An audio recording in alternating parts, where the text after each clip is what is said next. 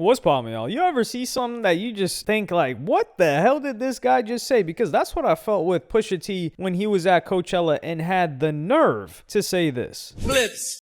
Let God sort them out.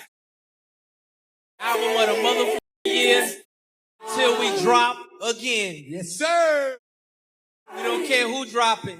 It don't matter. This is insane. A whole new year, still album of the year. Now, they did get nominated for a Grammy. They did not win that Grammy. Unfortunately, I thought they would have been justified in winning that Grammy. And the reason why this really irritated me, and I had to pace back and forth in my living room a couple of times. I had to have gotten at least like a couple hundred steps. You know, we got to work on these sausage fingers I got. I had to crack those before I started this video. But I'm thinking to myself, I enjoyed this album. I really like this album. And we let them run the finesse that they did on this album. Like, yo, first week, 150K or 100K, whatever the hell you want to call it. #1 album, this and that. You know, all those people that were like, man, lyricism is back. The real is back. Him rolling out with hate on Travis Scott for no reason. And I had to quote tweet this because I was like, listen, I enjoyed this album. I really like that. But you're not about to lie to us and talk about its album of the year in April of 2026. Somebody even clowned him and they said, yo, it's still daylight in Coachella. So clearly they don't think that. And I said, this album isn't even in the top 200 of Billboard this week. So just a little bit of a refresher, a little bit of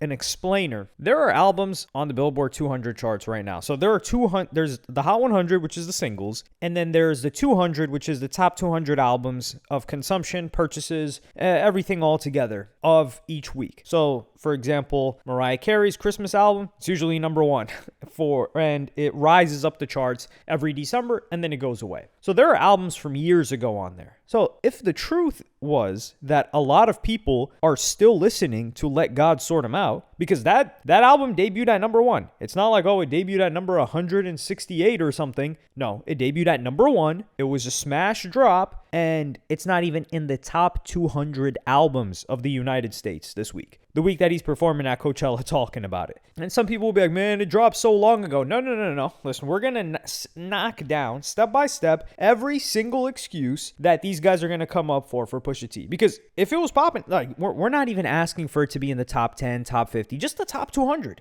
Like, if it's album of the year, people have to keep spinning it again and again. You know what albums that released prior to 2026 and 2025 or even before Pusha T are still on the 200 charts? Rebel, SD Kid, Rebel's out, that Rebel album, that one is still on the charts. UK rapper, by the way. So he's a UK rapper on the American charts from an album from 2025, and he's significantly smaller and a way shorter career span than Pusha T. And he's never beefed with the biggest rapper in the game. So they're already beating the clips on that one. There's a Big X The Plug album since 2024 that's been on the charts, which is Take Care. That album by, not to be confused with Take Care by Drake. Yes, that album dropped in late 2024. So Big X The Plug's got an album on the charts currently right now from late 2024, and it's been on there since. Another individual, Music by Playboi Carti, which released months before Let God Sort 'Em Out. So what is that? We've got 3 separate artists right now. What's another artist? Gunna, the last one. That album dropped last year. That one is still on the charts. People are still streaming it. And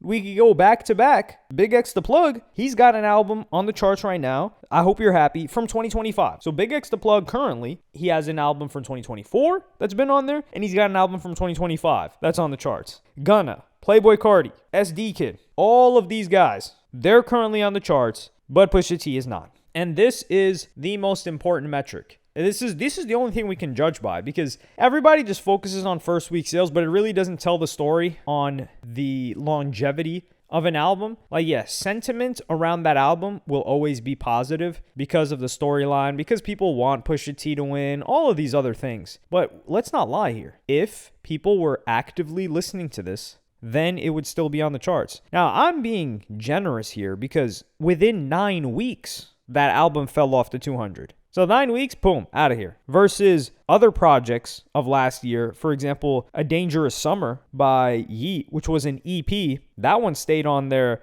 for longer than 9 weeks. And yeah, he had a hit on that one. Come and Go. Banger of a song. I do like ADL too, but we're not going to... There's a lot of Pusha T people here, so we're not going to venture into Yeat album, not review, but a mini sentiment on my behalf and talking about a couple of songs on there. But we're just going to focus on Pusha T. It's like this type of activity that irritates me because people switch up the rules depending on when or who it serves. So numbers never mattered when Drake was going against Pusha T. Nah, numbers don't matter. Numbers don't matter. It's lyrics, this and that. And then when Pusha T goes number one, all of a sudden numbers matter. Yo, he went number one. He sold 100K plus, even though the majority of it was vinyl. And nobody was still consuming that because let's not cap here. Let's not try to do this egregious cope of trying to say, nah, like most people bought the physicals, so the real Pusha fans, they're still spinning the physicals. Really? So what you're telling me is that real Pusha fans is pushing whips from the 90s. Like that's how down bad they are to be able to put that CD in. Hey,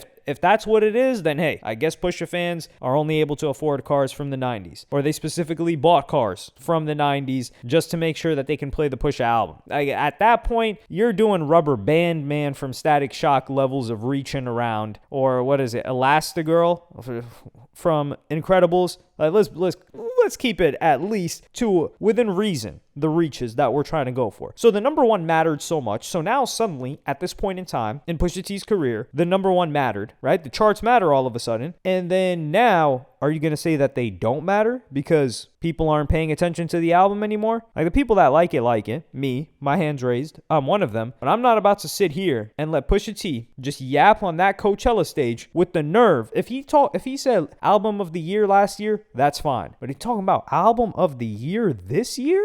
You're nowhere to be found this year. Nobody has said, yo, what's Pusha T doing this year? Nobody has anticipated anything from Pusha T coming out this year. Nobody's like, yo, we need that new Clips this year. Not even their fans have said that. You've heard complete silence in 2026 other than the Grammys, in regards to Clips and Pusha T, and he's got the nerve to talk like this. Make it make sense to me. Like, let's be for real here. Yeah, I know the haters can say what the haters want to say. That whole funny joke about like, yo, he's performing early on in the day. Listen, I think that's a good joke, but I'm not going to take that as a knock on Pusha T because the fact that Pusha T is even on a Coachella stage is incredible in and of itself. And you have Justin Bieber at the nighttime. Like you have global superstars, which some people, I don't think anybody in their right mind believes Pusha T is a superstar or was ever even close to scratching the surface of a superstar. Like Coachella, it's full of superstars. And yeah, he's not going to be performing late night. Like this isn't a hip hop show. Hey, there are people hip hop there. Well, yeah, maybe if it was a hip hop show and a specific audience and a festival, he might get close to like third row or second row of the promotional poster or whatever, but this is Coachella. So I don't have any knock personally on when he was performing. It's just that, yeah, you can claim your album of the year for last year, but this year, no. Sit back. You're getting lapped by a UK guy. What do they call them? Scoozers, whatever. The dude from Liverpool. SD Kid is lapping you guys. What the hell's going on here? Yeah, let me know what y'all think in the comments. Like and subscribe and hit the notification bell if you enjoyed. And I'm going to see y'all on the next one.